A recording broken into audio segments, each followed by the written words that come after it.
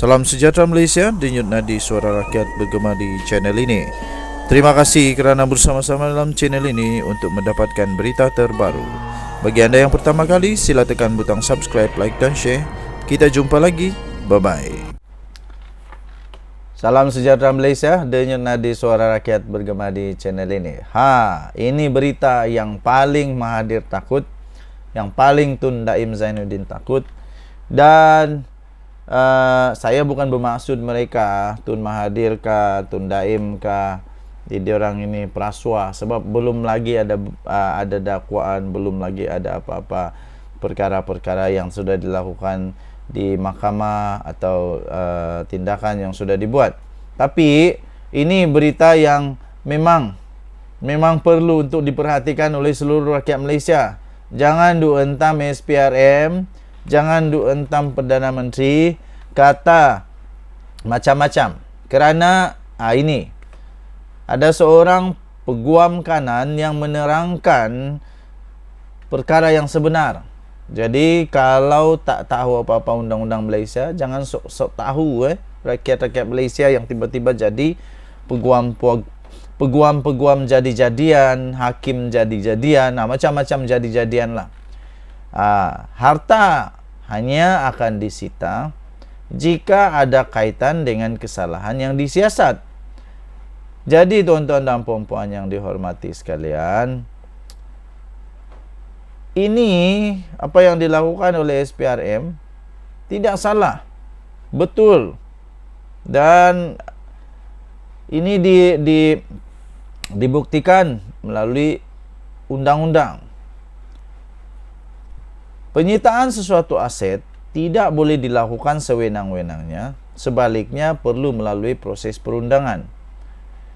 Peguam kanan Jahabardin & Co, iaitu Datuk Seri Dr. Jahabardin Muhammad Yunus berkata, untuk menyita sama ada aset alih atau aset tidak alih, pendakwa raya mestilah berpuas hati berlaku dua perkara. Jadi ingat ini ya tuan-tuan dan puan-puan yang dihormati sekalian, rakyat Malaysia. Sebelum dua perkara ini dipuaskan, tidak boleh dibuat perkara menyita. Jadi untuk rakyat Malaysia yang sama ada pro pembangkang kah, atau atas pagar kah, atau pro kerajaan kah yang tak tahu, ni belajar. Pertama, harta yang hendak disita itu ada berkaitan dengan suatu kesalahan yang disiasat. Jadi SPRM tak akan sita apa-apa kalau benda tu tidak ada kaitan dengan sesuatu yang sedang disiasat. Dan ternyata SPRM sekarang sudah pun mendedahkan bahawa memang ada siasatan ke atas siapa? Daim Zainuddin. Malang sungguh Daim Zainuddin tak bagi kerjasama kepada SPRM apabila SPRM minta supaya dia bekerjasama kepada SPRM. Tapi dia tak bagi kerjasama, jadi kerana perkara itu disiasat, jadi Menara Ilham perlu untuk disita kerana itu ada kaitan dengan kesalahan yang sedang disiasat. Pendakwa mempunyai maklumat. Nombor 2. Nombor 1, masih nombor 1 ya. Pertama, harta yang hendak disiasat itu ada berkaitan dengan suatu kesalahan yang sedang disiasat. Pendakwa mempunyai maklumat untuk mengesyaki secara munasabah bahawa harta tersebut ada kaitan dengan kesalahan yang disiasat. Kedua, sekiranya harta tersebut digunakan sebagai peralatan untuk melakukan sesuatu kesalahan. Katanya kepada Isro Awani pada Jumaat. Mengulas lanjut, Jahabardin berkata, dalam proses penyitaan melibatkan kes-kes Suruhanjaya Pencegahan Rasuah Malaysia SPRM, pendakwa raya pasukan itu perlu mengeluarkan notis kepada pendaftar aset tersebut sebagai pemberitahu bahawa harta tersebut akan disita.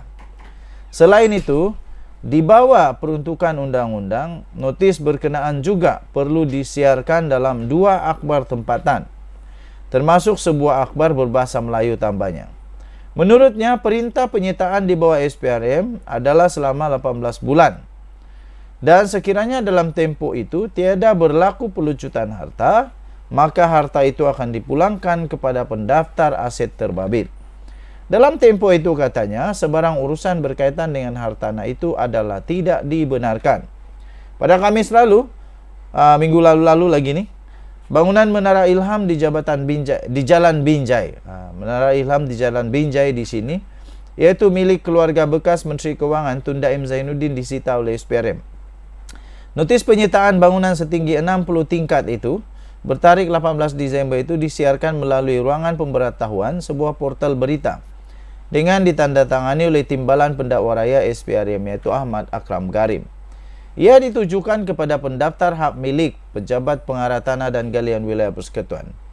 Daim sebelum ini dilaporkan antara yang turut disiasat oleh SPRM berkaitan satu transaksi koprat yang bernilai 2,3 bilion pada November 1997 yang membabitkan Renung Berhad dan United Engineers Malaysia Berhad UEM dua entiti yang juga bekas tonggak perniagaan yang dikaitkan dengan UMNO ketika parti itu mentadbir negara. Siasatan itu kesinambungan daripada pendedahan dokumen sulit oleh International Consortium of Investigative Journalists berhubung transaksi yang disaki berlaku di beberapa pusat kewangan luar pesisir. Susulan itu SPRM pada Jun lalu membekukan akaun bank berjumlah lebih 39 juta ringgit Malaysia yang antara lain membabitkan milik bekas Menteri Kanan, 2 ahli perniagaan bergelar Tan Sri dan ahli keluarga mereka. Denyut nadi suara rakyat bergema di channel ini. Denyut, kita jumpa lagi. Bye-bye. Salam sejahtera Malaysia. Denyut nadi suara rakyat bergema di channel ini. Penyokong PN semakin mengarut, semakin hilang akal dan semakin tak boleh berfikir sekarang. Makin meroyan. Makin meroyan lah. Betul lah kata Sabuddin Husin. Saya pun dapat fikir, bayangkan kalau mereka ulang-ulang benda yang sama, meroyan, dan mereka cakap benda yang harapan, hayalan, omongan kasar, kosong selama 4 tahun lagi untuk berharap kerajaan tumbang. Balik hari-hari ulang. Las-las boleh jadi gila yo. Boleh jadi gila tu. Las-las boleh jadi memang